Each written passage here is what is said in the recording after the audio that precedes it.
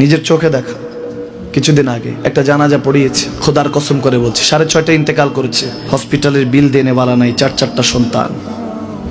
অ্যাম্বুলেন্সে ঘরে ঘরে আসবে, 1000-1200 টাকার বিল দেনে বালা নাই। কি বুঝলেন?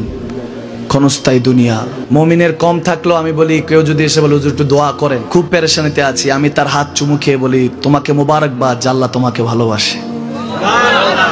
পেরেশানি তো মালিক দেয়, এই জন্য এটা রহমত মুমিনের জন্য। পেরেশানি দেয় যখন ফেরেশতারা বলে আল্লাহ চাইতেছে চাইতেছে, টাকা পয়সা চাইতেছে, বলে এটা কি? বলে ফাসেক, দে বিদায় কর, বিদায় কর।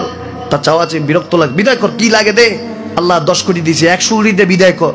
মুমিন যখন চাইতে থাকে আল্লাহ আমাকে কিছু লাগবে, যখন একটু করে চায় আমার মাটাকে সুস্থ করে দাও, বাবাটাকে, আল্লাহ আমার স্ত্রীকে, আমার আমাকে একটু তৌফিক দাও, চাইতে থাকে মুমিন। আল্লাহ বলে যখন ফেরেশতারা দেখে মুমিন চাচ্ছে, দেরি করতে পারে না, তাড়াতাড়ি খাজানা নিয়ে দিতে নেবে, আল্লাহ বলে রাখোস না, এত তাড়াহুড়া কিসে?